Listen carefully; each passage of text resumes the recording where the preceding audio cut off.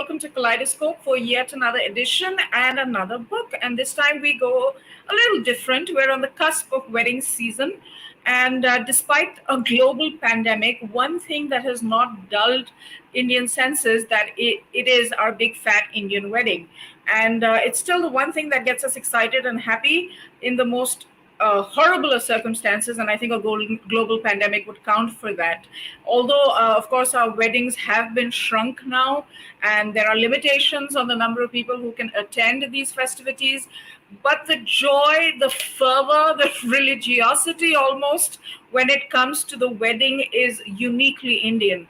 So I'm delighted to be presenting this book to you called The Magic of Indian Weddings, written by Dr. Kiran Chadha, who is, of course, a writer, a poet, and also a former bureaucrat. This is her third book. Dr. Chadha, thank you so much for joining us on Kaleidoscope. So nice to meet you. I always wanted to meet you after I read your book, Almost Single. Yes, and I'm still single, so this is uncharted territory for me. I've never been married. I can't seem to. Very often, I have thought that our weddings are just so long, and So let's start with that question first. But before we jump into that, I want to ask you, why did you write a book on Indian weddings? Well, you can see me dressed up, and I love anything that is magical, and I think Indian weddings are the most magical in terms of dressing, food, the noise, the shor sharaba, mehendi, the nights and drums and the shehnai. So I always used to look forward to any festivity connected with a wedding, and always I did full steam. And since I play the dholki, my mother used to always take me with her for the dholki sessions. So I knew all the songs, and that's how, I thought I must write about what is it that has kept this institution so existing since so very long. It's more than almost 6,000 years ago that weddings started. So I thought, let me just attempt. And when I took the task, I thought only I'll mention 3 weddings. But then I said, why not the Bengali? Why not the Pahari? Why not the tribal? And the scope kept on increasing. And then I suddenly found one day that why do we wear the molly so religiously? And why are these Sat Feras happening? What is Saptpadi? And these questions, even if you ask the Pandits or the learned, they were never able to give me specific answers. But if you read the book, you're going to find answers to every little thing that we use during the weddings or that we wear on our persona. I know, that's what really impressed me, right from the molly, like you mentioned, to the rice that is used, the purpose of that, to the symbolisms that are involved. It's a deeply, deeply researched book, and really unwraps the Indian wedding in a very meaningful way, because you must have seen this. Our weddings have become increasingly about ostentation and, kind of projecting wealth. And the destination wedding has taken primacy over really like you rightly pointed out, the traditions and the cultural significance of the things that we do. What is your view of this change in approach to weddings, and the fact that it's become so commercial? They're wedding planners, and it's all about impact more than the traditions. So while I have touched every aspect of the new wedding, I have started with how weddings were performed in the past. And they were simple. In fact, the first marriage that took place was between Rishi Kardam and Devhuti. Now, Devhuti was a princess, but the day she got married to Rishi Kardam, he told that I am going to be a sannyasi and you have to decide how you will stay. So it was a simple marriage performed, and she continued to stay in the hut till he agreed to come down from his sannyas to be with her. So the traditional part is extremely important. And then the weddings, as we took the Sat Feras, had a significance. Everybody today knows, okay, they are Sat Feras. Some weddings are Char Feras, like the Sikh wedding, the Gujarati wedding, the Sindhis, they perform only 4 feras. But why 7? I just want to tell you that feras are taken in a circle, and circle is of 360 degrees. The only number that cannot be divided by 360 is number 7. So that's how they decided that, like there is no division in a circle of 360, the 7 feras will ensure that there is no division or separation between the couple. How sweet is that? It I is, and also, how clever. I And how also, clever. yeah, and I appreciate that those who can afford can do what they like. But an average wedding should be meaningful and simple, like the Arya Samaj wedding. It takes only 1 hour. And the two most significant rituals in that are the Hriday Sparsh, when they touch each other's heart to say that we will be gentle. And then there's a Kesh Mochan, when he opens his hair, her hair, and tells her that just like you open your hair and there's no hurt, I've not even hurt a single hair of yours. That's even more beautiful. So the traditional wedding was simple with garlands. Garlands were made of just the genda flower or the jasmine flowers, which were easily available in the jungles. And this was, ghee was used, rice was used in the Havan Kund, and of course Ganga Jal. There was this molly, and the molly was also made at home, like they used to color it with turmeric. So the traditional was not expensive. But now they went on, and it's very sad that lots of people tell the Panditji कि इसको जल्दी खत्म करो. So he is also in a hurry. He's also become commercial. So he's now noted. He's noted on a lot of the feras and everything in his laptop. I've seen these pundits, which I find abhorrently bad. Tell me something. You know what? How is a man and a woman? How are they treated? Are they at an equal level in our weddings? Did you find, in your research historically, that man, woman play an equal role? Their families play an equal role? So different regions have different strokes. I'll talk about it later. But initially, the woman, rather, there was no woman. She was just a girl when she was married. And there used to be a gona. She would be taken later on. But as soon as she was married, she was told to forget prancing around the house. She had to learn the art of cooking. She had to clean, and she had to be obedient. This is certainly not a quality I would appreciate in any marriage of today or yesterday. But then she was unlettered, and she wanted to be a support to her husband because he was the one who was a bread earner. But now, we both, even I was working all my life, we were equal partners. And to the new generation, the only thing I would say about equality is that they should not say this is my money and this is your money. This is the beginning of the rift. As soon as they decide it is our money, it's our house and our children, no marriage would go asunder. Tell me a little bit about your own wedding. What was that like? So, if that's one of the best topics I can consider, in 40 years of our togetherness and 2 years of our courtship, we did not have 40 fights. So that explains the amount he doted on me. And if I am what I am today, it is still thanks to him, because he would have never liked me to be badly or shabbily dressed.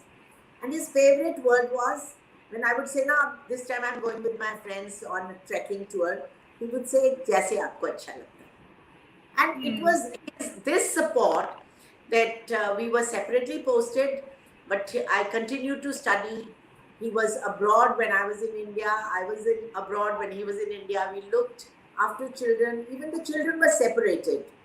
And ours was a love marriage, a real love marriage, because he proposed to me and then he suddenly decided to go abroad. And there was a gap. Then my sad poetry also started. And I felt very bad. I joined my service, and then one day he comes and tells me that, are you free for an evening cup of tea? And he took me to Gaylord. Gaylord then was the hot spot. And then he tells me, can we make it in marriage? So I said, I need time. He said, okay, you have time only till you finish your Coke. And he was on beer. So that was the longest I ever took to finish a Coke. And I, yes. And that's Hmm. how we got married. And within 14 days, we were married. And we, after 10 days of honeymoon, we were on our separate ways because I was posted in Delhi, he was in Punjab. But if there is one man, I would say that he fulfilled all my, you know, all my wishes. He kept me happy. And I learned to live within our means with him. And yet he cared for me in every sense of the term. His name was Chadha. I used to call him lovingly many names, and so would he. And he loved Dalhousie, which also made me more in love with him because all girls like that their Micah should be loved by the husbands. Hmm. So that is how it is. And I have two lovely children, and my son and my daughter both dote on me, and we made them very good human beings with a lot of values, and that's what the father and the mother have taught. While researching this book, Dr. Chadha, did you come across any interesting anecdotes and traditions that you had never encountered before? One tradition which I always think of you, when I read, was that in the Rig Veda, it's Uh-huh. mentioned that the blessing says that may you be fortunate and may you have sons. Because in India, son is a big thing, no? So Right. may you have sons, and then may you have 10 sons and treat your husband as the 11th. Now that part reminded me of you. I said, that's why probably men have never grown up and they're babies all their life. So this a very interesting thing I read. Another thing I really liked was that when he calls upon one of the love sutra, and I would like to read from there that when he accepts the woman, I mean, there is so much of tenderness in what he says that it is amazing that why people are treating the the weddings as if it's just a joke. And I certainly think that wedding is to be taken in its seriousness and the love thing. Okay, meanwhile, I'll tell you one thing more about the Christian wedding. In the Christian weddings, the bride must wear something old, something new, something Something borrowed, close. something new, and a sixpence in her shoe. Now, something old is like she would take something from her grandmother. Something new is she would borrow anything from what she's wearing. And something borrowed is from a happily married couple. She would borrow something so that their happiness sort of flows into her Result. life. And blue, of course, is for purity and fidelity. Fidelity is a very important aspect of marriages in all the religions. And the Right. sixpence on the left shoe was that money that you earn or you get should remain hidden, but you will never have less in abundance. So this was extremely cute. And so another thing that I felt very nice reading and researching was that the Cupid, he, how um, his arrows are, one arrow Mm-hmm. has a mango flower. So Oh, why what mango? flower? A mango flower. So Oh, why a mango. mango flower? So mango tree, is treated as a sacred tree in the scriptures, and it has a lot of value for two things. It is antibacterial, and it also emanates oxygen. But why he uses that is because it has a fragrance. And the Cupid or the Kamdev, he wanted to first impress the lady love with fragrance. So that was the sweet fragrance. And just as the mango is so sweet, may the love affair be as sweet. So I found this very interesting. But one thing which I did not appreciate and do not appreciate and would never appreciate is that when a girl is considered to have Mangal dosh, as you know, the Mangli part, and the boy is supposed to have a Mangal dosh as well. For the girl, she's married to someone as innocuous and this thing like a dog first, or a banyan tree. But when it comes to a boy being Manglik, he's just done some mantras and they say his Mangal dosh is over. So this is very discriminatory. I certainly didn't like this tradition in any sense of Life the. in general is easier for men. What about this the Muslim wedding? What did you find in that, and what did you appreciate in that? So in the Muslim wedding, the most significant part is that at the time of wedding itself, and in case of problem, she's given meher. Now meher is of nomination, but she has that security. And the Right. insecurity of being left in the lurch has been done away with our recent law. So I The think triple. Muslim, Yes. another significant part is they do ask the girl and the boy equally in the presence of witnesses whether they agree or not. Now, if it is per force, I think marriages all over, and especially in small towns of different parts of our country, are at times forced.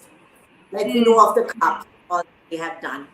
So, but in Muslim wedding, she is given that right of having a meher. Similarly, I was just talking to my daughter in the morning that why dowry started was because initially, for many, many years, girls and women were not allowed to inherit property as per the will of a dying person or as per the will of a person no more. No woman could inherit. And this dowry system was started by the Britishers, which I find is very, very bad. That if the dowry system comes, they would marry the Indian girl, marry her, take that land, even main big lands like the Oud, or take that in dowry and then leave that girl. The land would be theirs. That township would be theirs. So this is one thing which came to us through them, which is not so good. The other thing that, there's no equivalent of divorce either in Sanskrit or Hindi. This was also my research. The word Yes. divorce also came with the Britishers and with all the foreigners. So really speaking, we were Saath Chan. I don't know whether a lot of people would like to be married to the same guy, but I this don't is think what. so. I think especially during this lockdown, I Hello? think I said especially during lockdown, a lot of people have realized that they don't want to be married to the people they are with because of Yes, that. but Uh, other upside of the lockdown was that those who realized that the women at home are working so much while we are away, there were appreciation. On the other yes. hand, those who are, I asked my son this question because they were in a house with two children and both the husband and wife work. He said that, Mama, if there is space, there will be no problem. But those who didn't have space, they had problems because everybody was cooped up in a small area. Whereas in his case, they all had separate rooms to put on their laptops and start working. So I think space is also a constraint in many terms, and giving each other space is also a constraint. Absolutely. I think part So of it you is physical space, and then there's also that mental space that increasingly exactly couples of you today need, and are. I also even those women. Sometimes there was a family of four and the mother was alone or a grandfather was alone. I always suggested to them that they should not feel they are left out. They should start a hobby.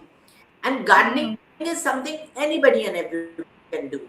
Or walking, or yoga, or of course, watching serials is their the mental attitude. But So that, what has and been the response to this book? What have you heard from people? What are readers saying to you? well, first they were all very excited about the cover. Then I told them कि अंदर भी पढ़ो कुछ. And now my sister is reading page by page, and there are friends who have read it, and they said not only that it's presented very well, it is a storehouse of knowledge. And DAV school whole setup have bought 20 books. And for the display part, Taj Group in Goa has bought 20 books. So I'm very happy, and there are people who are online as well. And you'll be surprised and happy to know that within a span of less than a month, I'll complete a month on 19th, I have personally sold about 120 books. Oh, how lovely. And it's So a beautiful book. I must tell our audience that, our viewers that it's beautiful, it's beautifully researched. The photographs, I mean, it's very painstakingly done. So I think that is lovely. And we have a question for you, Dr. Kiranji. What about the dupatta custom? Many of the Indic intellectuals have said the dupatta pratha became highlighted after the Islamic invasion started. Earlier, women had no dupatta. True or false? see, dupatta, if you go back in times, whether in Punjab or the covering that they do in Northeast, sometimes it was weather related. Sometimes it was because you did not want to be seen improperly clad in front of elders who were living within the vicinity of your own household or nearby. And then even my mother used to have a gungat because it was a small place where she got married into. I think it has nothing to do with any religion. It is what you feel inside. And I feel that if you're wearing Western, let it be Western. But if you are wearing traditional, then I think dupatta adds to the whole thing. And certainly, veil is a different matter because veil Yeah. has other innotations. But a dupatta to cover your modesty, I think, is a very nice thing. There's nothing wrong with it. Because still men in India love to stare. Yeah. I think he was looking at it more from the historical perspective. That was when you were doing your research, and did you come across references where Hindu women were to be covered or have the dupatta or the parda, so to speak? Was that something that was? Did you find in the earlier texts and scriptures that you refer to, or did that come later, post the No, Islamic invasion of India, and then, of course, Victorian sensibility of the colonialists? no, sari or a dupatta is as old as the epics that you have seen. Whether it was covering them or it was not covering them was entirely left to the person concerned. But we Oh, have okay. seen that Sati Ansuya, who met Sita before she went into the woods, and I've mentioned that in my book, she gave her a sari and she told her this is a sanctified sari which will never go dirty because she was to go and live in the woods and she needed something to keep clean all the time. And there she also gave her 4 or 5 types of ornaments, out of which one was that since Lakshman was going to be with her, that she would wear these anklets and there would be some sound in that. And so that Lakshman knows that Sita Maya is approaching and he would either be away from that scene or lower his eyes. So I think it's all about modesty and dupatta, the Khara dupatta among Muslims in Hyderabad is as famous as the Orni of Rajasthan, which was prepared with so much of love, colors, and tie and dye. And then the men too covered their heads, and that was not anything but respect. Now the shawls which are given to the groom, not only here but right from Srinagar, and that patta that they give in Assam, and then in the south they give that mundu. That too is a form of. It's not that he's going to be richer by getting one thing from the in-law side. It is that it is respect. And on that particular day, the groom is treated as Lord Vishnu and the bride as the uh, the goddess, because they say that you are revered. You are revered because you are in extremely pious surroundings. Lord Varuna is there, who is the Lord of Seas. Lord Agni Devta is there as a witness. The Indra Devta from above is blessing. Lord Shiva is watching over you, that you ever. So when all gods and goddesses are present, I think you must be modestly dressed. You brought up Shivji, and he's a real favorite of mine, especially because Okay. I think Bharat was so much fun. It had Yes. all kinds of Marathis, and it really offended his father-in-law, who was a king and wanted a wedding of a certain stature. And then you have Shivji coming with all his booths and animals and human beings. And I think for me, Shivji and Parvati's wedding is some I of the must tell, most interesting wedding. I must tell you a little story about Shivji's Barat. That Yes, please. Nandi, this thing, his Vehicle. Savari, So he yeah. was upset at the time of Barat that everybody was being dressed, whether in those mundmala or water or the that lion's shila or whatever. Nandi, nobody looked after him. कि तुम क्या पहनोगे? So Nandi sat in a corner. He said, "I'm not going." So Shivji went to him. कि ऐसे कैसे हो सकता है? I cannot have a wedding without him. He said, "Nobody's bothered about my dress." And that's the day Shivji gave him the ghanti. And he Oh, said, okay. "Nandi को जब भी आएगा ना, उस घंटी से पता चलेगा कि you are part of me." And that's how he accompanied. So Shivji is my favorite because I've been to every conceivable, um, in the trekking, all the mountains, Yeah. Mount Kailash, also in Mansarovar. And Shivji just guides you. And since my deity is Hanuman, I've got Hanumanji here, though you cannot see. It is his, part of his, that dropped and became Hanumanji in the womb of Mata Anjani. So Hanumanji, if you are a lover of Hanumanji, you're a lover of Shivji and vice versa. And these two deities will bless you forever. At least I believe in it. I love Shivji because I'm very lazy and he's easy to please. So I really like him because of that, and because he's so simple minded and so upfront and straightforward. If he's angry, you know it, and if he's happy, you know it. He's So there are no games. but There are no games there. I like that. yeah, and I think I would just warn you that Shivji ka तीसरा नेत्र नहीं खुलने देना. In fact, there is a question about the third ling or the transgender. One of our viewers was asking that he had read somewhere.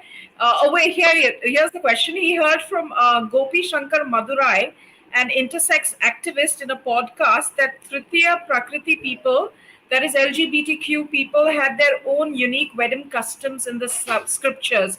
Is this true?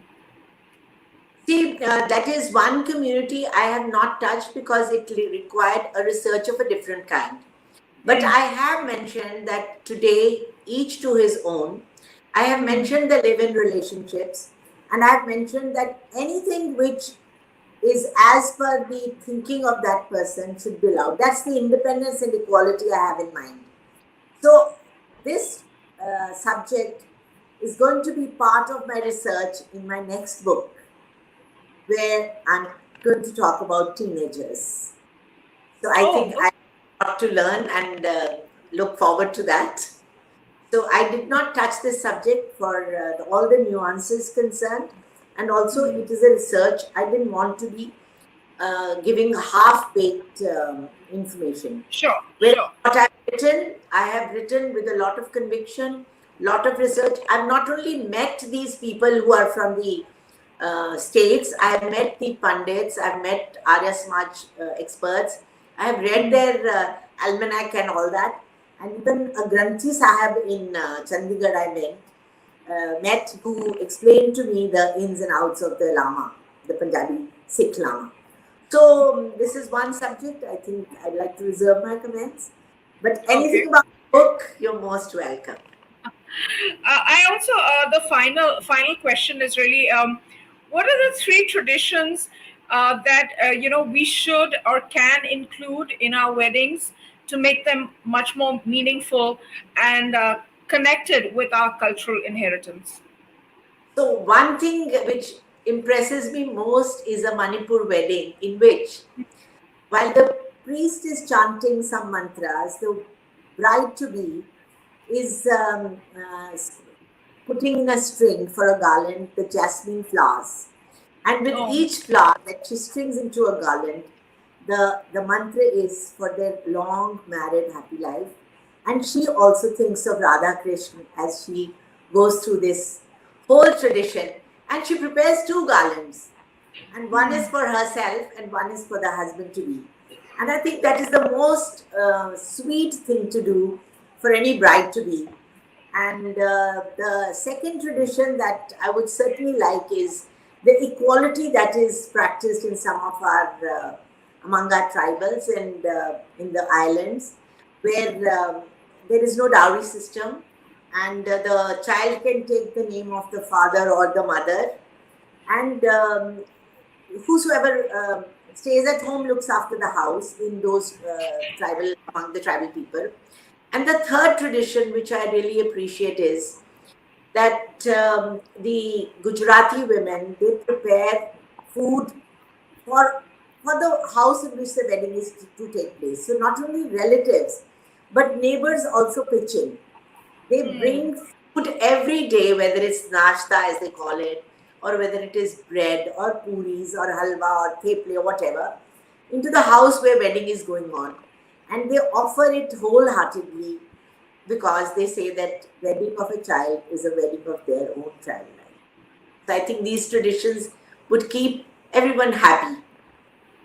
Okay, and a rapid fire round before I let you go. This is such an interesting conversation. Usually we only do 25 minutes, but we're already past 31-minute mark.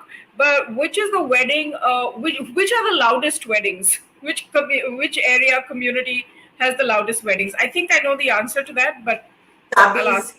Punjabis, that was an obvious question. Delhi Punjabis are worse than everybody else. Oh, yes, so you've got enough traffic jams. Yes. And that's that. Yes. Which wedding has the most? Pardon. Which wedding has the most amount of food? Which wedding has the most amount of food when you were researching? So, these five-star weddings have become almost like making you sick with food. You have so many layers of these tables and that you can't eat probably. And I always feel there is so much of wastage, and why not give this to the poor who are right outside? And now there are some weddings that they've started collecting this food. But to have 10 types of cuisine, it's again Punjabis, North Indian, and the Bollywood probably in Bombay, and perhaps Ambanis and the others who think there's no end to anything. So I don't think so. It's a very good idea. But if you're invited, just enjoy it. No, I know. I never understood. Even like for people who don't have a lot of money. I remember our household help 25 years. Like a family member. She is. She wanted to take debt for her child's wedding, and we had to kind of tell her that no, don't do that, we'll help you, whatever. But there's almost like this compulsion, no matter what your class or your means are, you always want to have a wedding which is a couple of levels ahead of your own economic position, and this is across the board. I want to quote one actual incident from my life, that there was this very rich farmer, and he wanted to marry his daughter, and the daughter had a very good match again, also very rich people. But at the time of the wedding, he sold a part of his land. I did not like that idea, because there is no end to giving in terms of dowry, or to make it loud, to make it fat wedding, or to make it so ostentatious that the others are just flabbergasted. And lots of people feel small in entering such venues. And then their own shagan kalifafa, as you always mention, is also very, it's sad then. If you're made to feel small for attending a wedding. So I think selling off your assets to marry your daughter is what also makes her feel very different. She doesn't like the idea. No daughter wants to sort of put her parents in jeopardy while she goes away to a new house. And I'm sure you would agree on that. I don't know. My only recollection of this is that I remember in school I had two friends who were brothers, and they would dress up on every Saturday and go to weddings to eat. That's the Yes.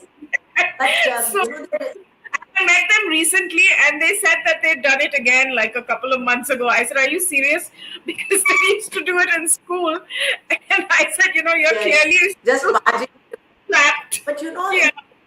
it's surprising that the government will hold rules like 200 people, 50 people now, this, that, and the other. But at the time of the wedding, now nobody checks. Nobody checks because either they pocket some money or they have been bribed to keep quiet or they've been given something to just stay away.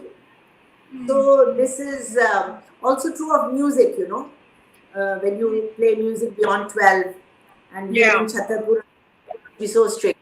But they used to meet the people and the powers that be and just get the attention and extension of that time limit. So I don't know really. There are no rules sometimes. Right. But Dr. Chadha, thank you so much for joining me this evening. It's been a delightful conversation. I really look forward to reading this book a lot more. I've, of course, read a lot of it, but I plan to finish it. And I don't think I'm ever getting And married, it was but lovely it'll conversation. be good to know these things. Yeah, and I think if you read through the Sat Feras and if you find the right person, you might decide to get married. I think the pandemic Yeah, makes that a little difficult, but thank you, thank you for the yeah. good wishes, and have a You, wonderful week. I had a lovely time talking to you, made me so comfortable. I wish a lot of success to your India ahead. God bless Thank you you. so much, ma'am. Thank you. And that's all for this week. We're going to be back next week with another book, another writer, another conversation. And as always, keep reading, stay safe, mask up. Hasn't left us, although we are returning to a sense of normalcy. And really, congratulations to the government of India for driving that vaccination drive because we are going to get there and we're going to be put this behind us. So have a great week. Stay safe. Keep reading.